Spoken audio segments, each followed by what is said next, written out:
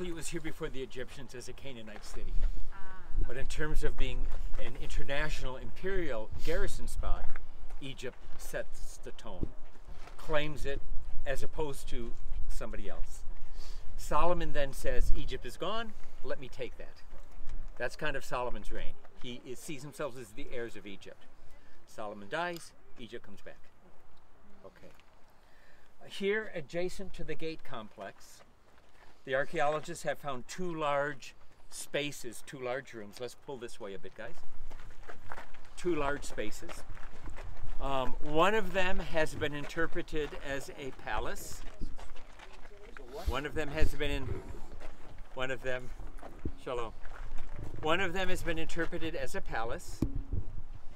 One of them has been interpreted either as stables or a storeroom. This one, the right-hand side, this set of rooms. Large squared rooms, big thick walls and so on. Palatial, more than a common person, because it's by the gate, we say the guy overseeing the city.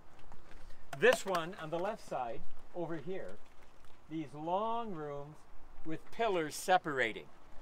So you see it on the diagram, you can see it maybe better just standing here.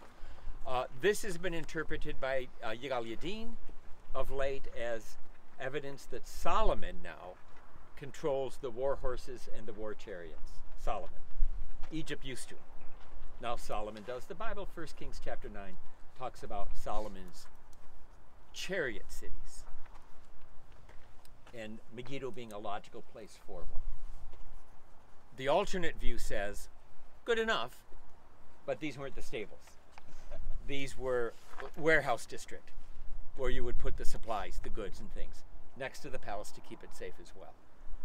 That's the debate. In the end, it doesn't matter a whole lot.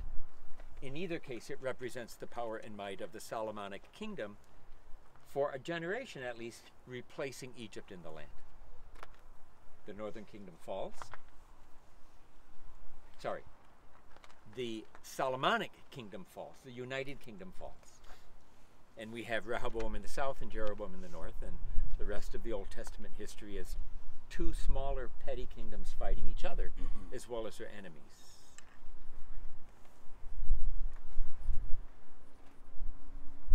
About midway through Judah's history,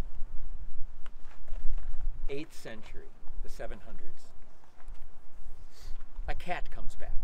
An empire comes back, but it's not Egypt, it's Assyria. And the Assyrians do massively huge destruction in this land. And they actually take the Galilee, which is opposite.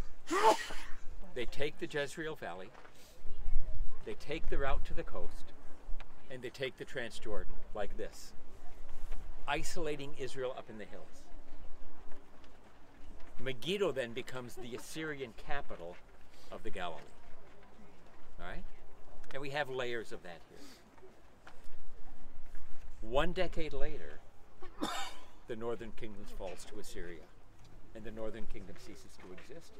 And the Assyrians then, I'll tell you, it's bloody, it's slash and burn. ISIS is gentle, believe me, compared to what we see the Assyrians doing. Right? ISIS is gentle. And they come through they're on the way to contain Egypt.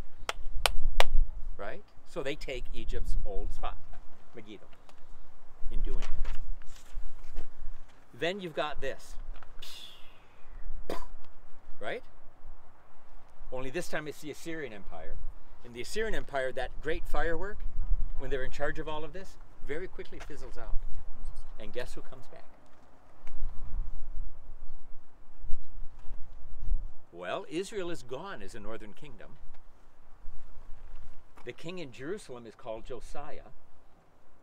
And he wants to be a Solomon and pushes back north to incorporate all this land into Judah. King Josiah. He's kind of a Solomon guy. He's powerful, he's strong, he's majestic, he's charismatic, he's young enough to make it happen. Guess who else comes back? Starts with an E. Egypt says, I never gave up rights to this site. And we read that Necho, king of Egypt, comes up here, starting to work its way through the valley, and Josiah comes up to meet him, just like this. Guess who loses their life?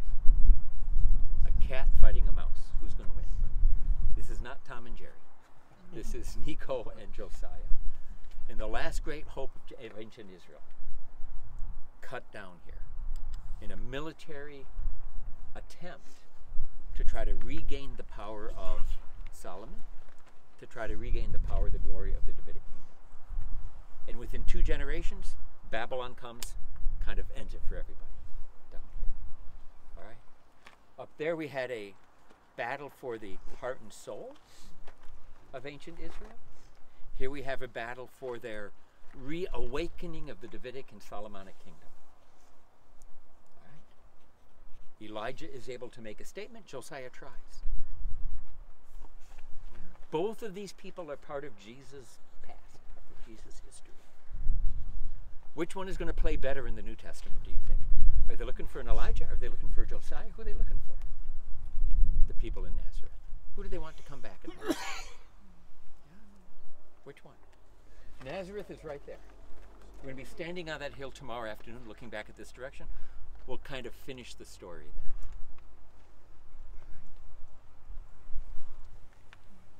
Now, we've got to run to the water system.